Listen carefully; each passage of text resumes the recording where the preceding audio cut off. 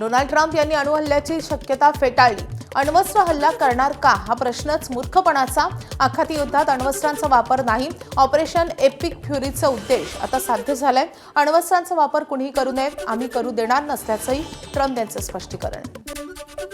हॉर्मुझच्या सामुद्रधुनीतील नाकेबंदी हटवणार नाही. अमेरिकेचे राष्ट्राध्यक्ष डोनाल्ड ट्रम्प यांचं पुन्हा स्पष्टीकरण. नाकेबंदीमुळे इराणला रोज 500 दशलक्ष डॉलर्सचं नुकसान. करार केल्याशिवाय नाकेबंदी हटवणार नसल्याचं ट्रम्प यांनी केलं स्पष्ट.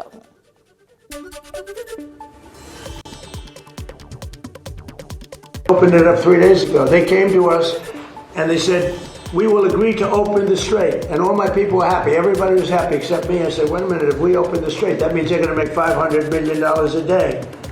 I don't want them to make $500 million a day until they settle this thing.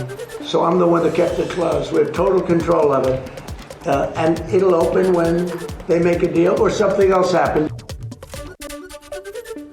Iran सोबत करार करायची मला घाई नाही. अमेरिकेचे अध्यक्ष डोनाल्ड ट्रम्प यांचं स्पष्टीकरण.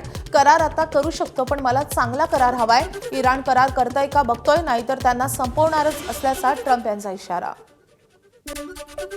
इस्रायल लेबनॉन शस्त्रसंधीला 3 आठवड्यांची मुदतवाढ. अमेरिकेचे अध्यक्ष डोनाल्ड ट्रम्प यांची घोषणा. दोन्ही देशांच्या शिष्टमंडळाशी ट्रम्प आणि व्हान्स यांची चर्चा. लवकरच दोन्ही देशांच्या प्रमुखांना अमेरिकेत बोलावणार.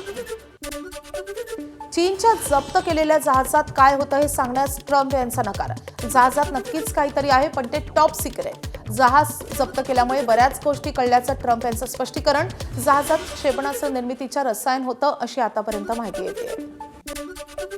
फुटबॉल वर्ल्ड कप खेळण्यापासून इराणला रोखणार नाही. अमेरिकेचे परराष्ट्र व्यवहार मंत्री मार्को रुबियो यांचं स्पष्टीकरण. फुटबॉलपटूंवर नाही, टीमसोबत येणाऱ्या लोकांबद्दल आक्षेप असल्याचं रुबियोंचं स्पष्टीकरण. जून महिन्यात अमेरिकेतच होतंय वर्ल्ड कप. आखाती युद्ध सध्या थांबलं तरीही इराणकडून हवाई संरक्षण प्रणाली सक्रिय आहे. इराण पुन्हा युद्धासाठी सज्ज होत असल्याची शक्यता आहे आणि त्यातून कच्च्या तेलाच्या किमतीतही वाढ झाली आहे. कच्चं तेल $107 प्रति बॅरलवर गेलंय. पेट्रोल आणि डिझेल दरवाढीची शक्यता वर्तवली जात होती. सरकारनं सपशेल ही शक्यता फेटाळून लावली आहे. खासगी वृत्तसमूहानं वर्तवली आहे 25 ते 30 रुपयांच्या दरवाढीची शक्यता. वृत्त दिशाभूल करणारं सरकारकडे अशा दरवाढीचा कोणताही प्रस्ताव नसल्याचं पेट्रोलियम मंत्रालयानं स्पष्ट केलंय. एबीपी माझा, उघडा डोळे बघा नीट.